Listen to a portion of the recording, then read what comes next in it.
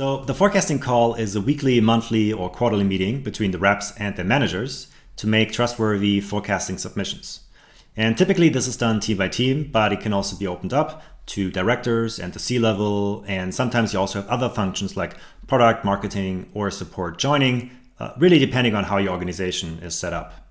However, even though the purpose of the meeting is to arrive at a trustworthy sales forecasting number in the end, the meeting itself does not really exist to just throw around random numbers that sound and feel good, but the purpose of the meeting really is to ask uncomfortable questions based on the available data in the CRM and the data that may not be available just yet.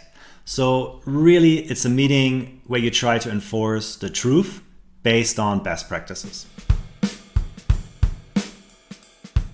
An efficient and effective forecasting call is one where you achieve certainty about the stage of each deal in the pipeline. And that's tough. And realistically, you won't be able to go through all the deals in your pipeline every time. So you have to prioritize. And the best way to prioritize is based on the close date and the total value of the deal, meaning you prioritize based on impact and you prioritize based on urgency. But in order to be able to do that, you need to make sure that reps actually update their CRM at least one day before the call. And that way you have enough time to prepare yourself.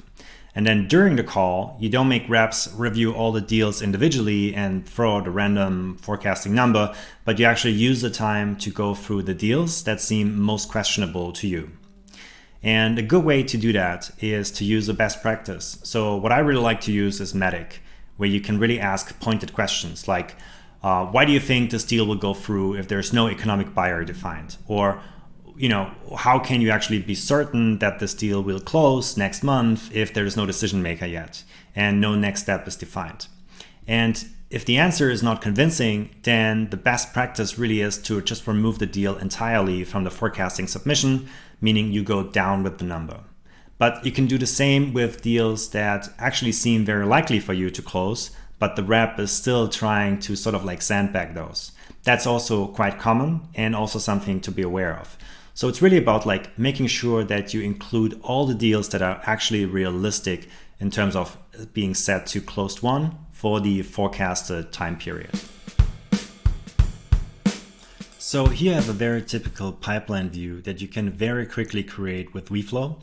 I'm looking at all opportunities and I group them by the owner. So I see all the deals grouped to John Doe and Jeremiah.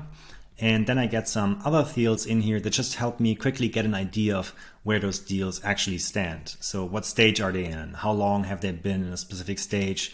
What's the amount? What's the close date? When was the last email sent? Have any products been assigned? Do we have notes? Do we have related contacts? So this is all information that is very easy to surface here. And I can quickly also filter this a bit more. So I can say, you know what, actually just show me the ones where the close date is this month. And then this gives you an even clearer idea of all the deals that are sort of like urgent and relevant at the moment. And now when I click on one of these deals, like let's say I'm clicking on the first one here, then I also see another deep dive into very specific fields that I don't need to have available in the table because that might actually be too much, but I can open them in the sidebar and I can see who's the economic buyer, who's the decision maker, who's the champion, is the tech stack defined, do we have a decision-making process? And I can just use that to drill a bit deeper. And then if I want to get an idea of the activities, I simply look at the timeline and then I can also see when did those field updates actually occur. Was there a meeting? Were there activities like calls, phone calls, emails, and other things like that? And were actually notes created for this as well. So this is just a very good view to quickly have a forecasting meeting. There's basically no prep time and all these reports are created automatically. And this is just what makes it so easy to use because it really just enables the manager to ask the right questions. And it also makes it easy for the rep to be extremely well prepared for the forecast call.